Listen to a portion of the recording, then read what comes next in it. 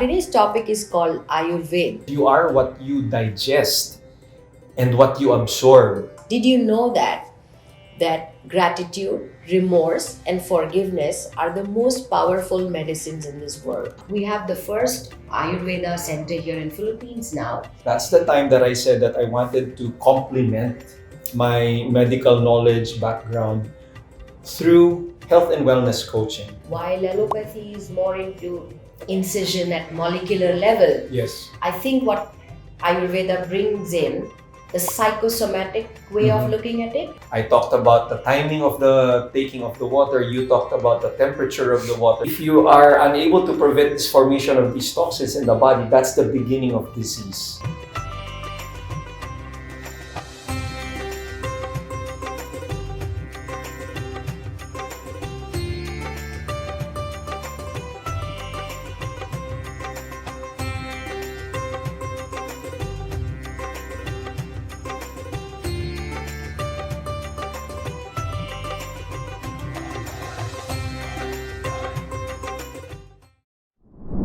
Namaste and Mabuhay.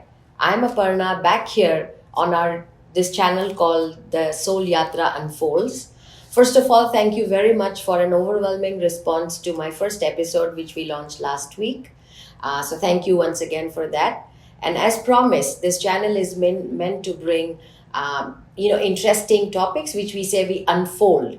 So the first one was Philippines Bharat Eternal Linkage. For all you who haven't seen it, please do look into that. And today we've got another very interesting topic. So let me start with this. We're going to talk about a topic which deals with medical science. Now, if I tell you that, or rather, I would ask, did you know that gratitude, remorse, and forgiveness are the most powerful medicines in this world? You'd be surprised, right? But it is indeed. If I had to tell you that your mind can actually control and decide the destiny of your physical body or your physical health, sounds a little different, right? And the last piece I would really let you think is, how do we tell children to maintain the best health? You know what? You could actually tell them to practice salutations every day to all their people whom they love, they respect. These are done in different ways in different countries, different places. And trust me, it is one of the best medicine, or rather the best protein, or the best, we keep giving different vitamin, the best one for your child when they are growing up. Interesting? Okay, so let me start with this. So today's topic is called Ayurveda, which is an Indian ancient science. It is about knowledge of life, which has been existent for more than 5,000 years ago. The traces go back. And today we're going to talk about it and see how does it complement or how does it work parallelly with modern allopathy medicine. So this science or this knowledge was handed over in an oral tradition. So the tradition goes with, which is called in India in Sanskrit, Shruti and Smriti, which is by memory and by reproducing orally. The traces go back to, so originally in India, we've got the oldest scripts, which are called the Vedas. We've got 4 Vedas. The oldest one, called Rig Veda, traces back to about 3200 BCE. And then the Yajur Veda, the Sam Veda, and the latest one, which is Athar Veda, about 1200 BCE. Ayurveda is mentioned in all of them. But Ayurveda is supposed to be an Upved of, which means an offshoot of that Atharved, which it focuses on medical science, about managing. And as time passed by, from the oral tradition, we had to, people realized that we had to script it down. So there were many rishis, or we call them Vedyas or doctors, who began to document them. Now, out of the many, the first one which is the foundation of our current Ayurveda, is called Charak Samhita, which goes back to about 7 to 800 CE. The writer of this is Charak. He was a very famous Ved or a doctor, a medical doctor. This has got about 8,400 verses and 120 chapters.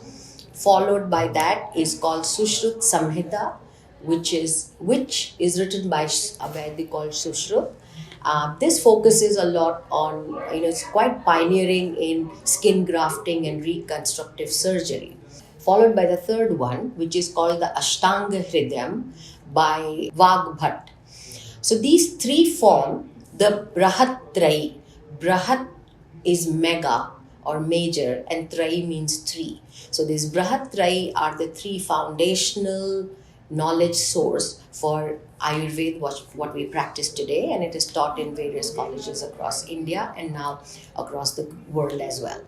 There are more, but we'll come up with in upcoming series where we'll talk about more details. We'll share about the Laghu Trai, which are the followed mini three, what we call, and various other scripts which we can discuss. Now, what is interesting that while this has been a very well-known science in India, gradually it spread across the globe, but you'll be delighted to hear that we have the first Ayurveda center here in Philippines now, in Manila and Quezon City.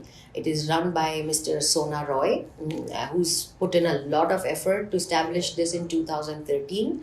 The name of the center is the Shanti Center. And I'm very delighted that we have today our very special guest who represents the Shanti Institute of Ayurveda. And so let's welcome Dr. Marco, and I will invite him to introduce himself. So welcome, Dr. Marco, on this show. Extremely excited to hear from you about Ayurveda in the Philippines from a Filipino doctor. Thank you. Namaste. Namaste. Thank you so much for having me. So, I am Dr. Marco Escarial. I am a licensed physician here in the Philippines. I completed my studies at the University of the Philippines back in 1998. And I've been mostly involved in the corporate setting. I decided that that would be the way I will be imparting my medical knowledge and skills. Now, through the years that I've been working, I will also share that I've also undergone my own personal health journey.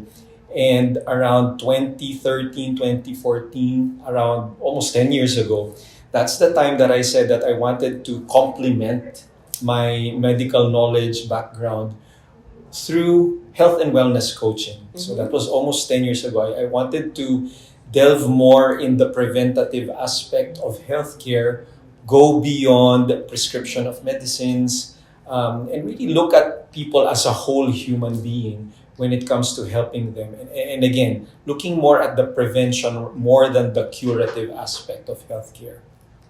Fast forward to the time of the pandemic, it's around 2019 that we were beginning to sense this virus that was going to impact everybody's lives. I started getting interested in Ayurveda, this ancient medical science from India.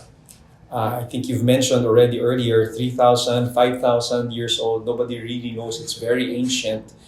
And yet the wisdom is very true and very relevant to this very day. And so if you take a look at that word Ayurveda, it's a Sanskrit word, you break it up into two parts, Ayur and Veda. Right? You've already talked about the four Vedas, which are the major ancient texts of India. And any word that has the word Veda in it means knowledge. All right? And so when you talk about Ayurveda, the first part, Ayur, or properly Ayuhu, refers to life. All right? So put the two parts together, knowledge, life. So this is talking about the science of life, or more properly understood nowadays as the science of longevity. Right? So the knowledge of life. The knowledge of life, indeed, yeah.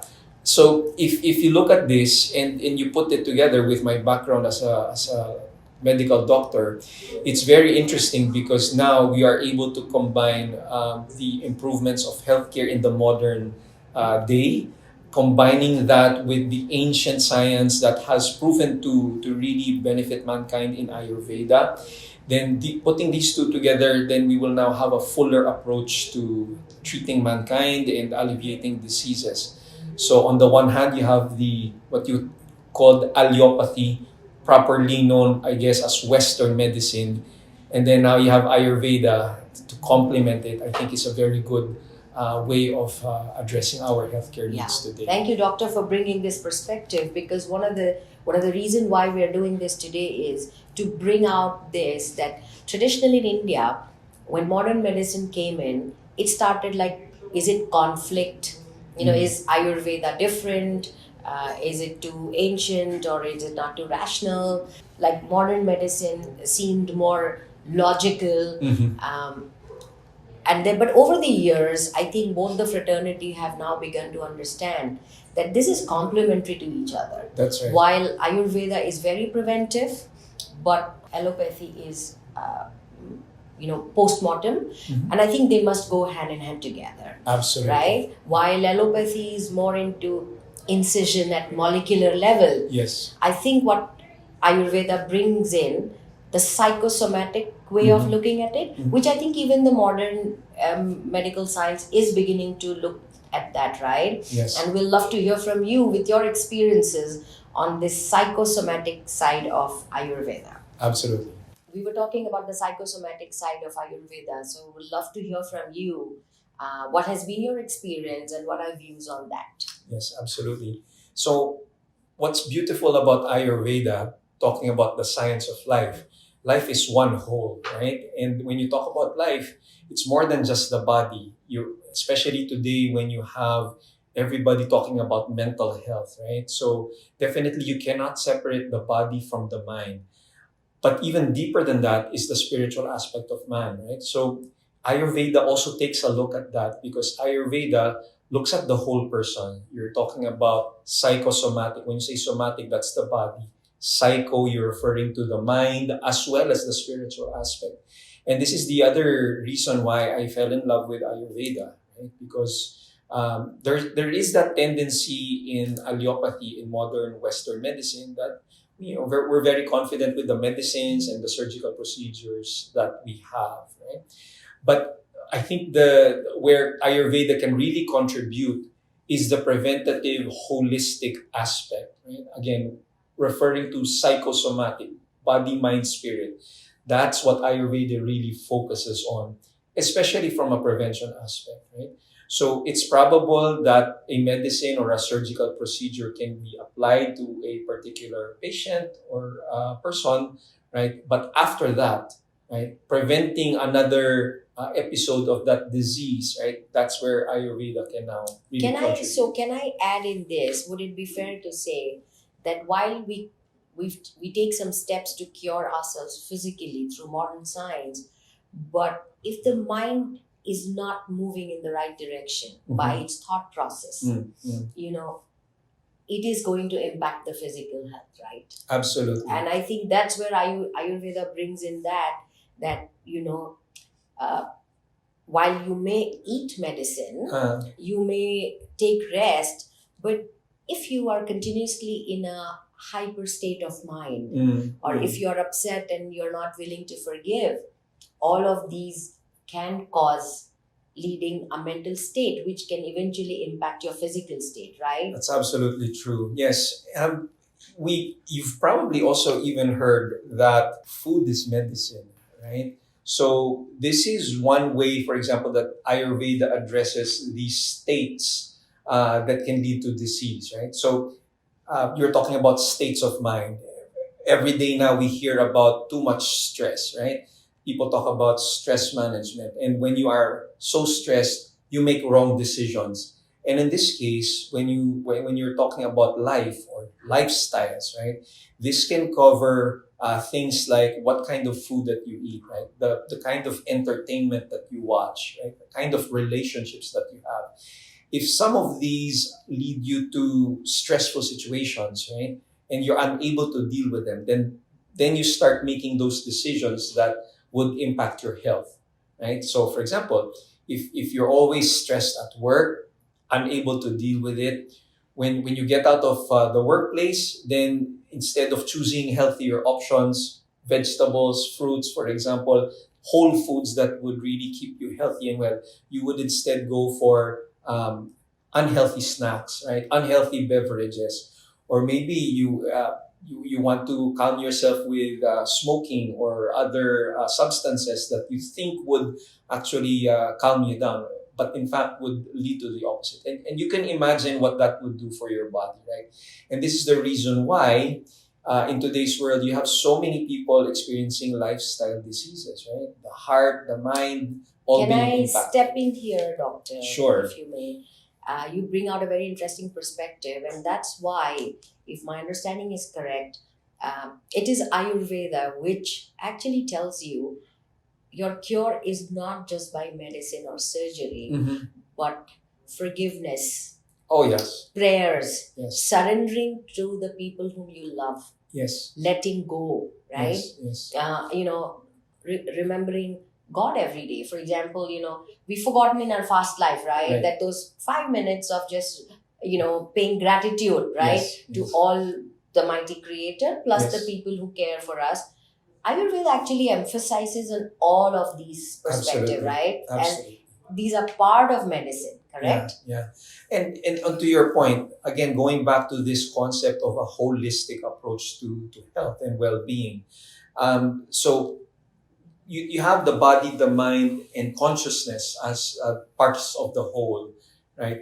And when you talk about health and wellness from an Ayurvedic perspective, it's really having balance across these three areas, right? Body, mind, and spirit. The moment you have an imbalance there, maybe because of difficult relationships, as you said, lack of forgiveness or lack of gratitude to the creator, to your teachers or gurus, or to your parents, then that's the time that you start experiencing these imbalances in the body, mind, and spirit, right? Which again leads to lifestyles, decisions that can definitely impact again all those three areas: body, mind, and So spirit. could you throw some light on what are called the physical doshas or Right, defects? right. And I think there are on mental level as well. Yes, correct? absolutely. This word doshas, right? It's a Sanskrit word that can mean a few things. So one, it can mean that which can be defective, right? That's one definition of doshas. The other way that you can look at the word doshas is that these are categories of energy in the body that manifest themselves through body, mind, and spirit, as you said, right? Now, this is the foundation of Ayurvedic practice. Right? The simplest way that we apply Ayurveda in healthcare and wellness is really assessing how the doshas are manifesting in one's body-mind complex. Right? So what are these doshas? There are three. Okay? The first word is what we call vata. Right?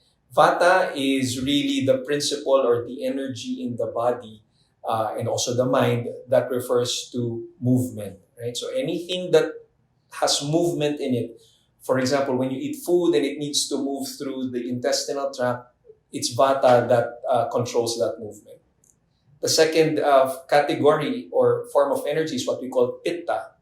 Pitta is really anything that has to do with digestion, transformation, breaking things down into what can be absorbed by the body. So could we relate it to the different acids we have in the body? Absolutely. Like the So hydrochloric acid. the enzymes, the acids, anything that break down foods into their simpler forms for absorption, that would be pertinent to pitta. But also thoughts, experiences, and emotions need to be digested, right? And that's the job of pitta.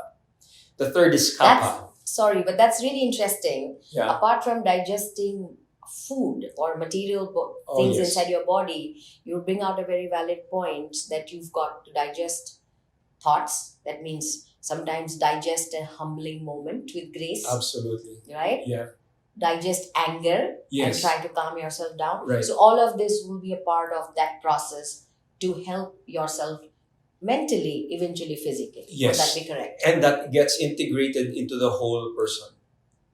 Okay. And then the final type of energy that we're talking about is the kapha dosha, right? So kapha is about what keeps or gives structure to the body. It's also relevant to lubrication in the body, right? But in terms of the mind, it's also what fosters connections and friendships and establishes the connections between people. So if you take a look at these definitions, it's really looking at the body as well as the mind.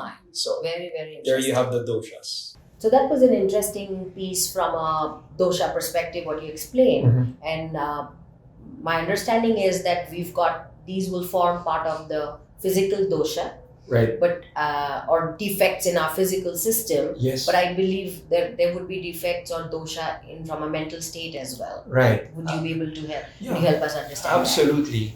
So from the doshas, we now go to this concept of what we call the gunas.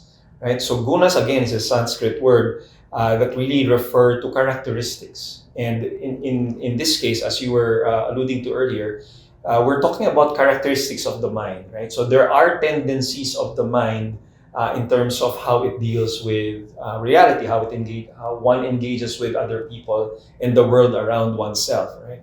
So again, there are three of them, right? You have sattva guna, you have rajoguna, and you have tamoguna, right? I think we can easily define the first one, sattva guna, as really that characteristic of being calm, harmonious, balanced, which is the state that we should all be aspiring for. Whether or not we're stressed or feeling happy, in either case, one experiences balance in the mind. What's more interesting would be the other two, because many times we find ourselves in these states, right? So this state of rajas or rajoguna, the characteristic, the action-oriented type of characteristic, is wherein the mind thinks a lot. One thing leads to the other.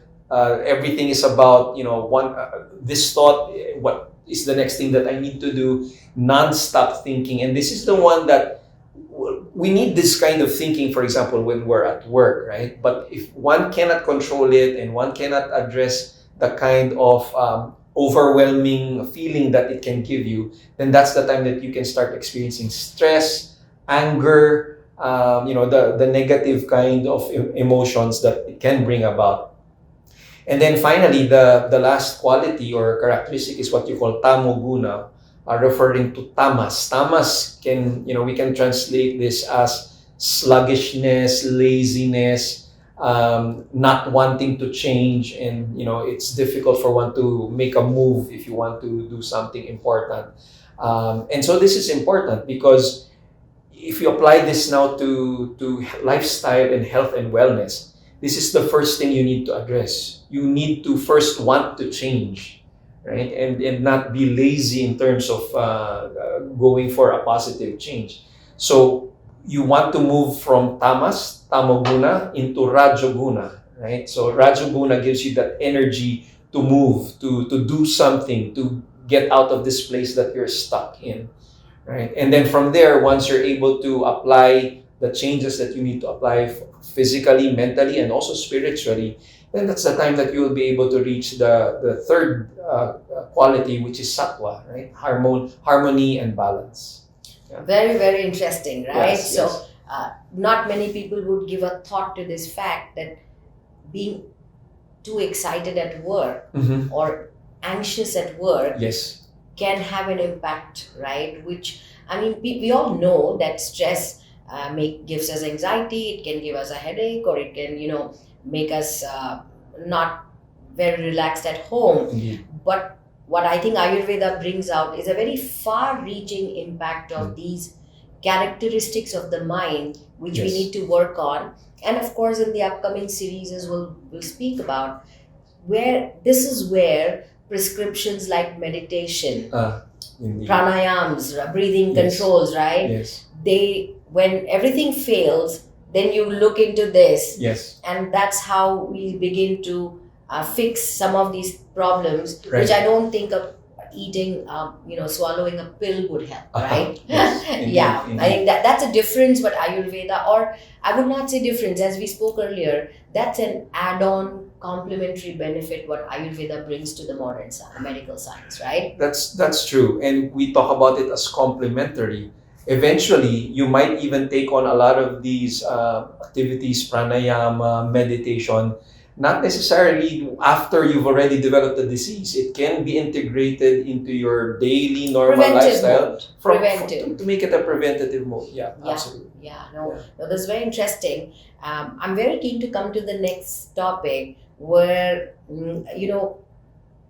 I'd like to hear from you what has been your understanding of a concept which primarily, in India, it is very common where we say that transmigration of soul Uh-huh. brings in your sanskaras or your karmic coding, Yes. which you bring is as inheritance of your traits. Sometimes we don't know why. Right. Some people prefer rice, some people prefer Yes. bread. Yes. Some people prefer red, some people prefer green. That's correct. But there has to be a underlying coding Uh-huh. which drives our mind, body, or soul to Right. have our preferences in a certain way. Yes. So it'll be interesting to hear from you when you talk about Ayu. How do we make it less complicated? And let's not bring that whole life cycle rebirth in simple words. Mm. Could we relate it to what we call in the modern science as your DNA? Oh, yes, With the absolutely. inheritance from your family. Doctors ask you, do you have diabetes in your, Right. anyone has in the family, or do you have hypertension? Yes. Yeah, absolutely. So, and probably it's useful to relate this back to the concept of doshas, right? We were talking about the doshas being present in everybody, physically, mentally. And when a person is born, he or she is born with a certain constitution, right? Which is really the composition of these three doshas in a certain, let's call it proportion in the body.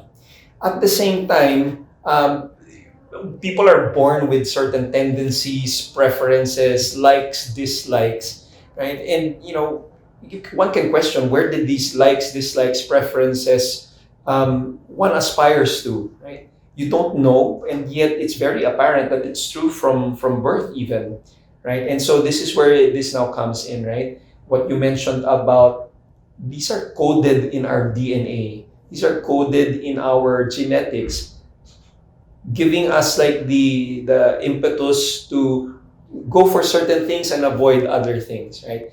And so being aware of these tendencies, these preferences, is going to be a big help in an Ayurvedic approach complementing medicine. Can I summarize it this way, that modern science, when you also checks, so when you go to a doctor, the first thing he or she will ask you, okay, what are the family diseases you had, what are the tendencies, Yes. and they make certain assertions out of that. But that actually typically happens when a damage has been done. I think where we can use Ayurveda, because it absolutely emphasizes on your inherited characteristics. So if it says, Indeed.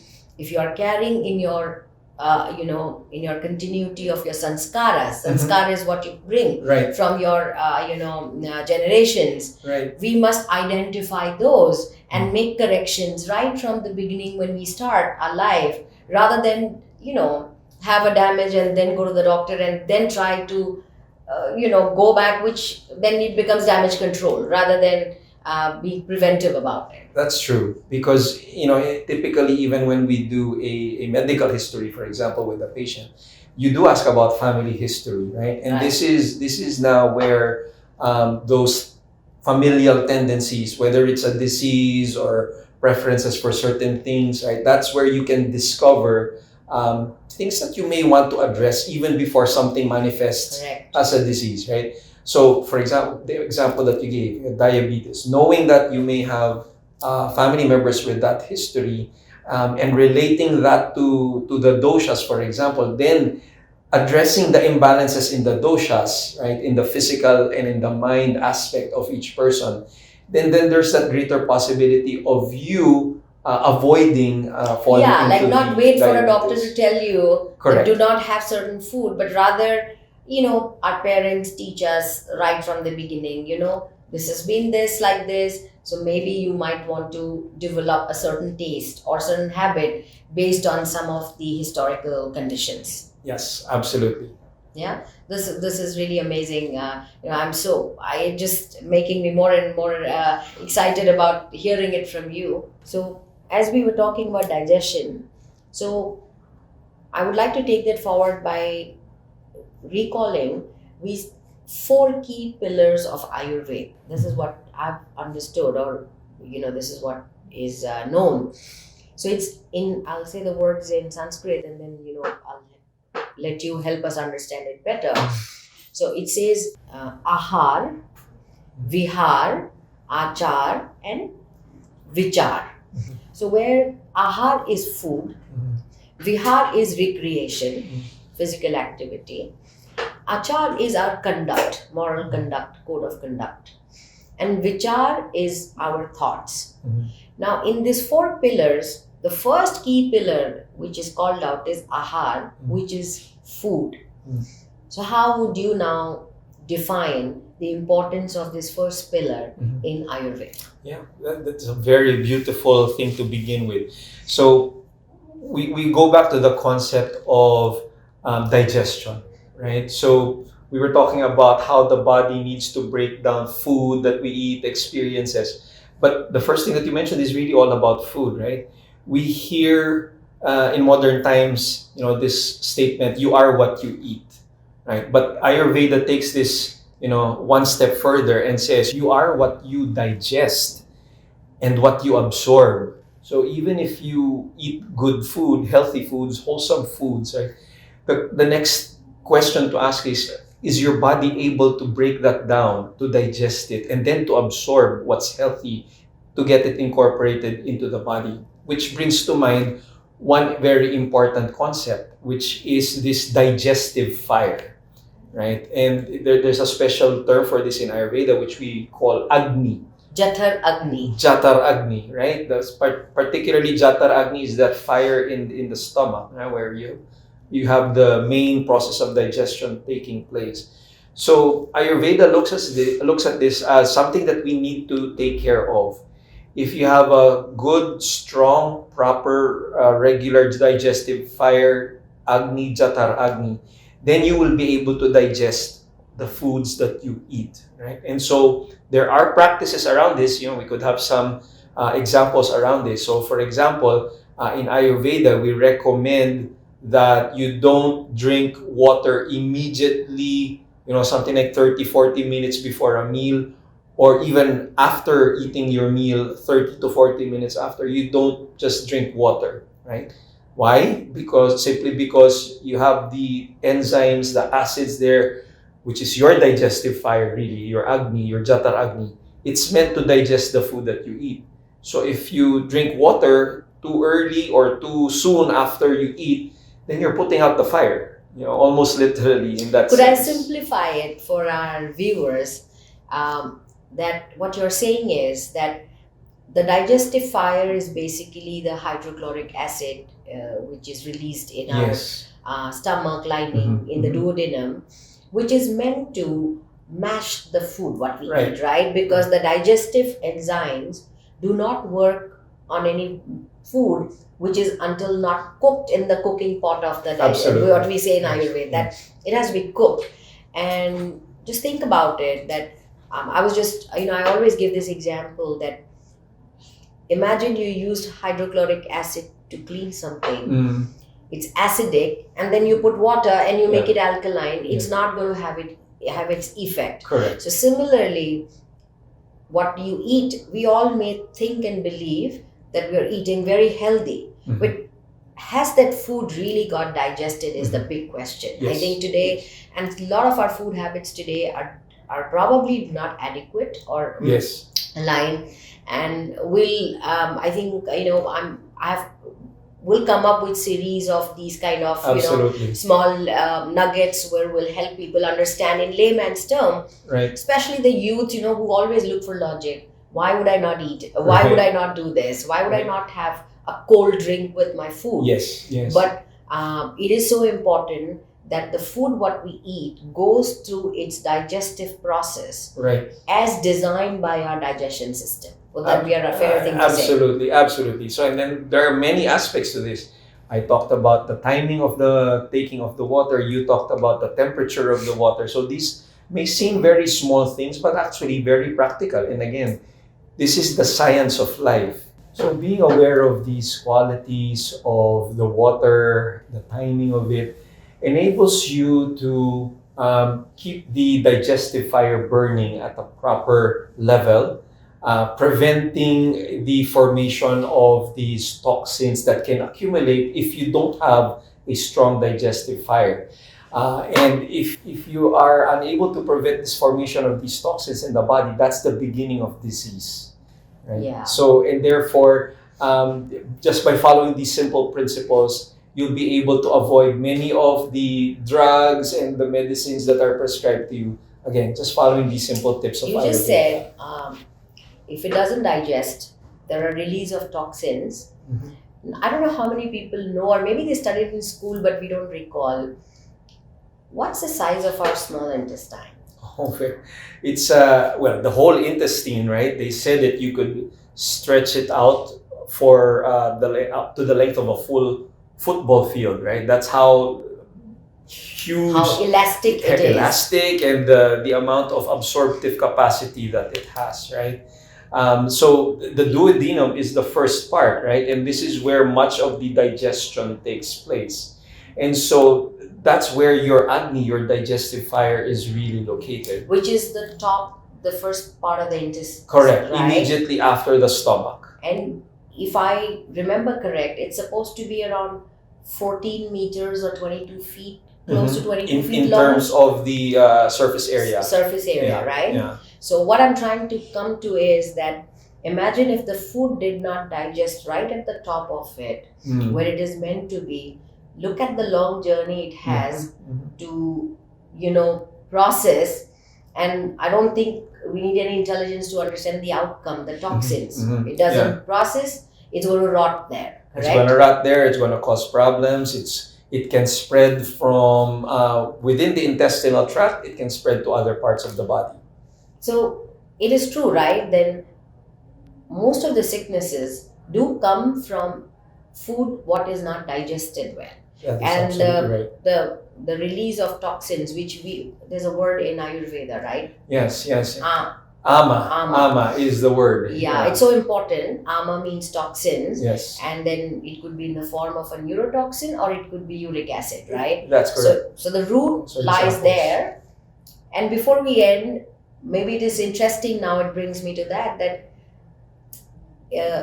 while we know that the brain, some of our glands release the most important hormone, especially the happiness hormone called serotonin. Yes. But the maximum serotonin is produced in our digestive tract. Yes. Is that correct? Yes. So if our digestive tract is not clean, digestion doesn't take place, we're not going to be happy. Would Right. that be a fair thing to say? Yeah, they even say that the intestinal tract is your second brain, right? So Correct. if you're able to feed yourself with good, healthy foods and avoid the formation of those toxins, then obviously the outcome of that is you're going to sense the happiness first in the belly, and of course impacting your entire well-being. So the happiness is not eating too much. Yes. The happiness is eating appropriate quantity Yes. and making sure it digests, right? Absolutely. And I think there are so many interesting small little guidelines we can provide, which does not need anyone to be a doctor or a medical student, which we will do in small nuggets in our upcoming series, Yeah. where we can tell people basic things what they can manage in their day-to-day life while eating, which is going to keep them very happy, right? Absolutely. I'm looking forward to that ongoing discussion we have on these little tips. that we can Yeah, talk because about. it's so important for our viewers to know these small little tips which don't need too much to read, but we will come up with that and share with them. And of course, we'll have continuous sessions of these. We'll deep dive further today, further into the science of Ayurveda. Today was just a foundational introductory, session.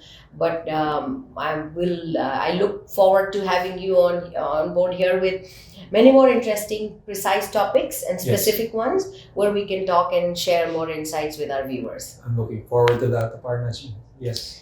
Thank you and Namaskar. namaste. Namaste. Namaste. Thank you for watching this, and don't forget to like, subscribe, share, and ring the notification bell. Thank you once again.